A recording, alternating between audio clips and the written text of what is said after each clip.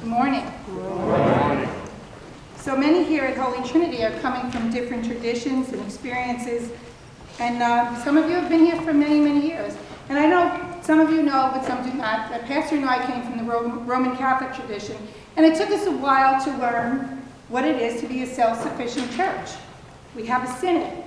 A synod is equal to a diocesan. But in the ELCA, we are self-efficient. All support for the mission of Christ comes from us. The synod does not give us any money in the running of our church. Overwhelmingly, the majority is given and weekly given. Now, we have two services, which average about 140 people per week. That's including the early service and this one. Over the summer months, we only average around 50 people. In some denominations, there are 4 to 5 worships a weekend, with over 500 people or more in attendance. So when giving $2 or $3 in the basket, that works for those churches. We are growing, and we are excited about that. You see it on my face when the children's sermon happens, but each child does not represent an individual family. And many new programs have been instituted here, like the family youth programs. We do a lot more. And in bringing the mission of Christ, support is very much needed. And our older families, well, we are so happy for them. Many of our older givers, our people that have been here forever, are retiring. They're moving to warmer climates and lower tax areas. Who can blame them? We miss them on a personal level, but we also miss them on a support level. So based on the numbers of families that we do have here, it requires about $25 minimum a week to allow us to cost and to allow for our costs to have to function. We do have a school, and it's a wonderful school, but only a small portion of the school tuition comes to the church because we have salaries and supplies and insurance to pay. So when we ask for the $25 a week, we know if those of you who are doing that, we thank you. You're doing it to the best of your ability. And those of you who do more than that, we truly thank you because you can make up for the difference. And for those who can give a little bit more and who give weekly, we ask you to prayerfully consider to continue to do this work as followers of Christ here at Holy Trinity. Thank you. I'd like to introduce Tom, who's here. Tom is a relatively new member, over a year now. He frequents the 8:30, and he would like to say something today. Thank you. Thanks.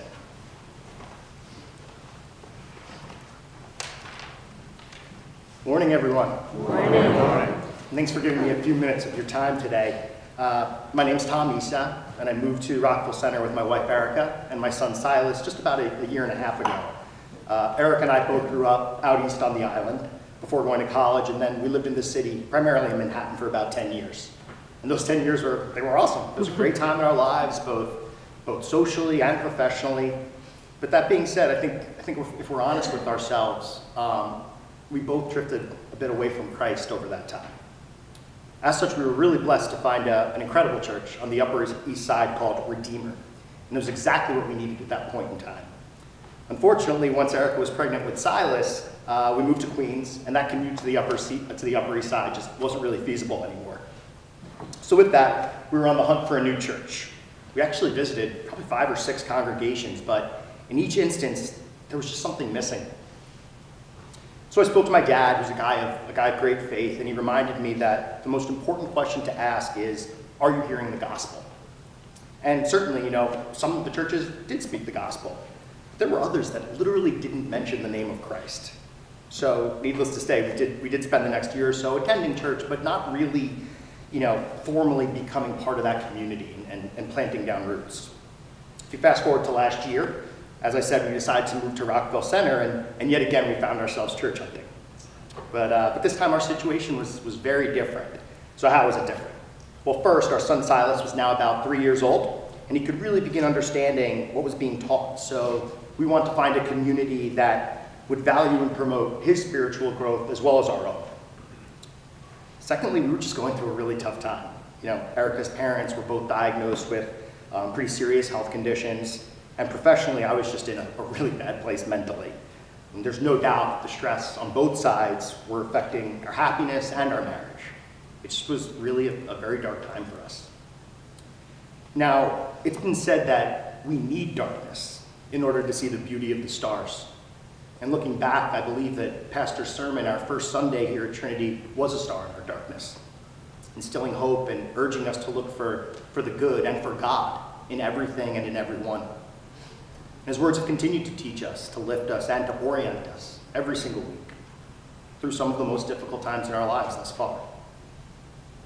Needless to say, Christ and the gospel are the core of this church.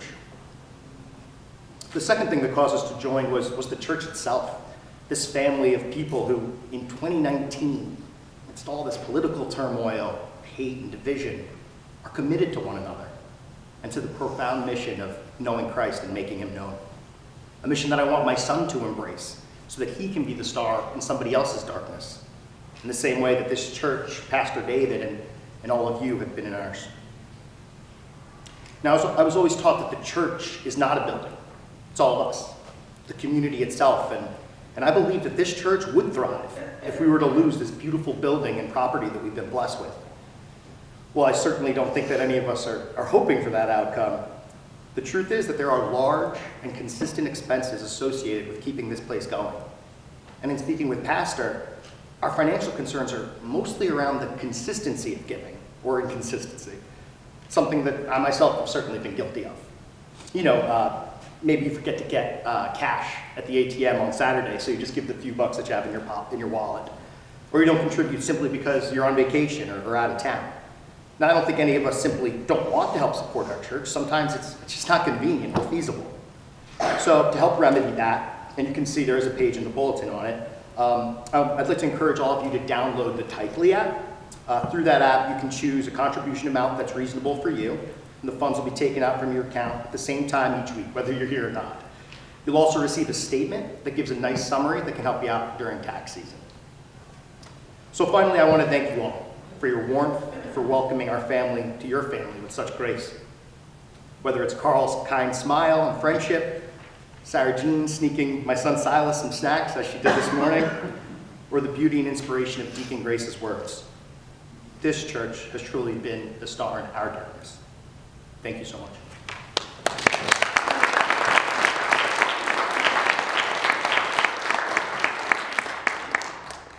So I want to thank Tom and Deacon Sarah Jean. Again, the mission of Jesus Christ is alive and well and flowing here at Holy Trinity. It's part of this community. It's in all that we do. And your support through time, talent, and treasure is a vital part of continuing that in the world today. Thank you. Please rise to confess our faith.